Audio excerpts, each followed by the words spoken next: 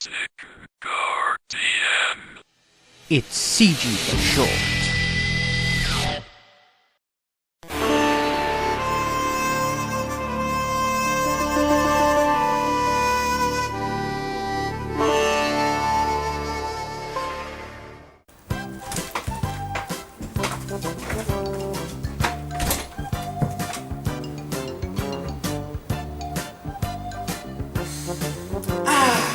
What a lovely day for staying indoors.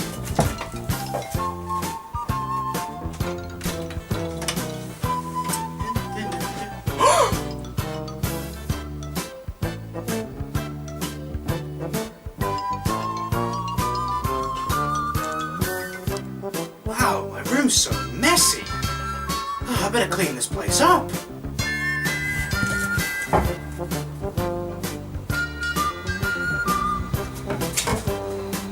That about does it.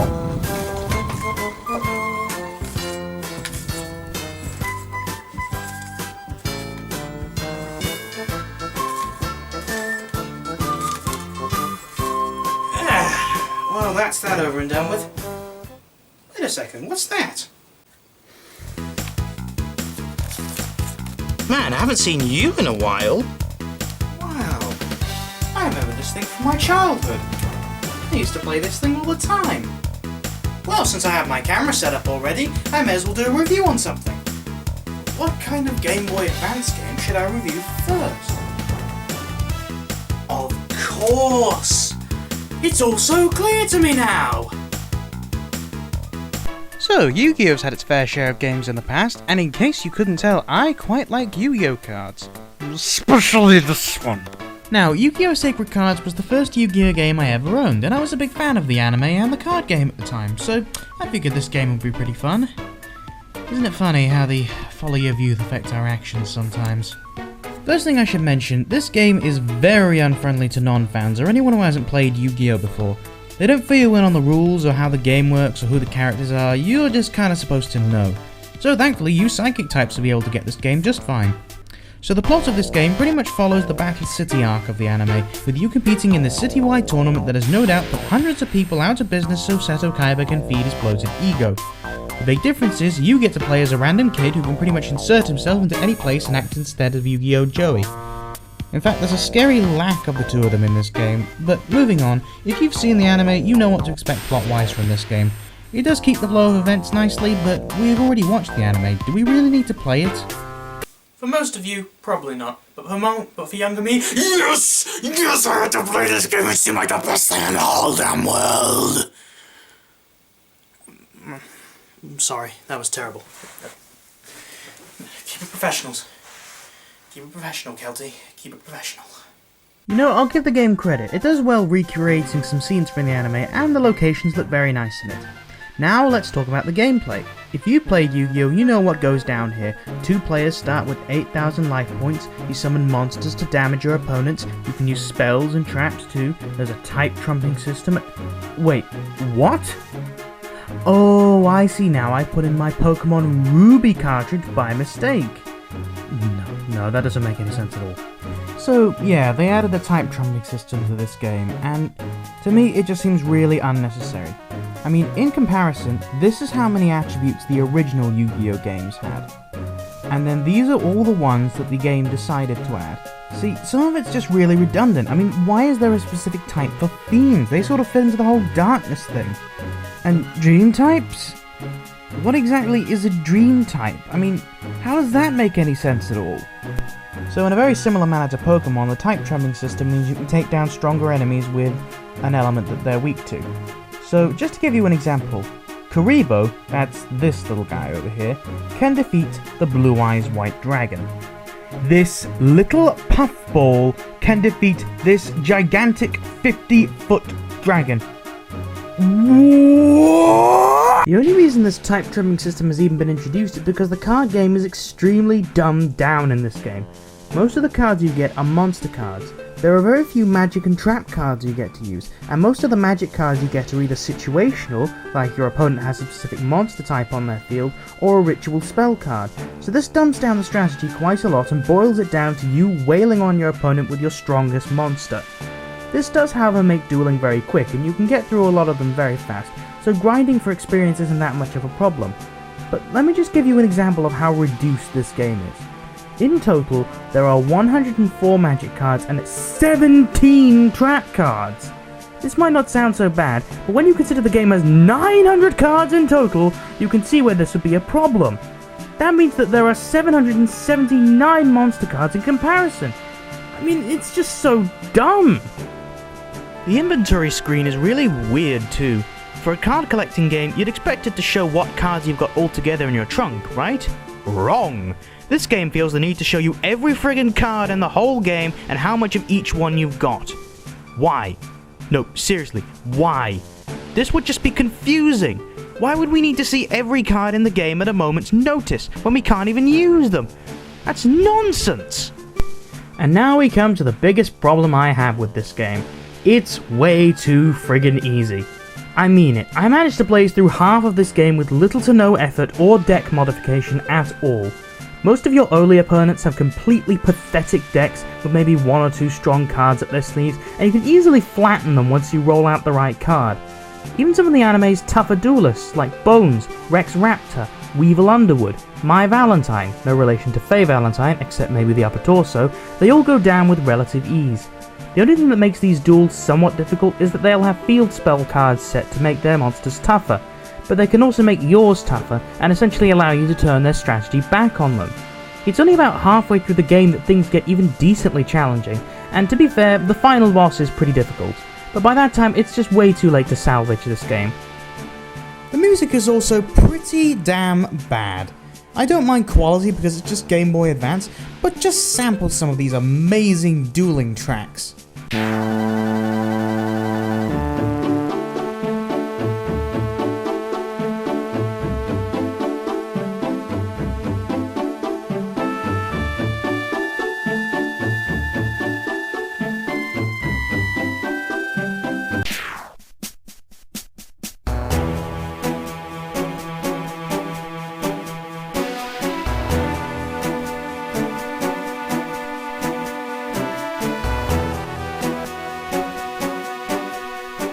This is especially bad due to how fast-paced the dueling is in this game, and all the music just makes it feel slow and boring.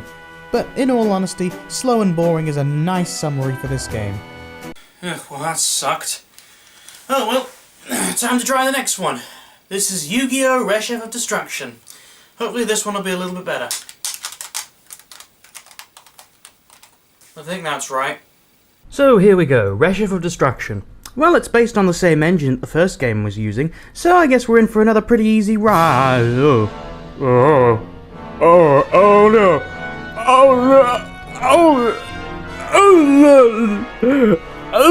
So, in a genuinely surprising twist, the game is actually difficult. Like, really difficult. Like, Nintendo hard difficult. This game kicks your butt 6 ways to Sunday due to a number of changes it's made. First of all, your deck is even worse than the first game, so your first opponents are always going to have at least your level or tougher cards, especially the first boss opponents. I use that term very loosely. So it's an instant challenge right from the get-go. Next up are the duelist level and deck capacity restrictions. Duelist level basically means you can't use high level cards right away, and deck capacity stops you from stacking your deck with too many powerful cards. In the last game, they both went up by 5 or 10 or more for winning duels. In this game, they increase by 1 and 3 no matter who you defeat. So good luck buying any new cards from the shop whatsoever, let alone putting any of them in your deck. The cost of cards from the shop has increased too, so this means you'll have to grind a lot just to get any new cards from your deck outside of dueling, and it only proceeds to make the game overlong. And add on to that, the number of cards has shrunk in this game too.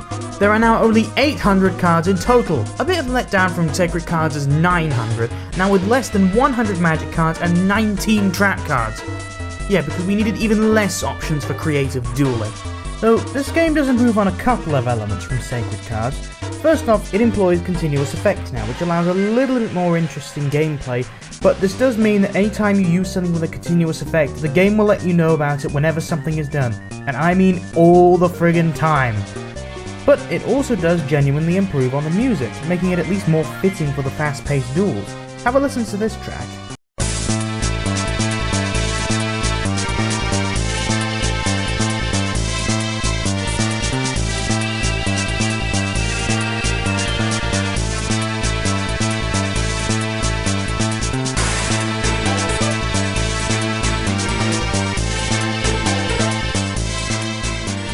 not too bad for the GBA's time.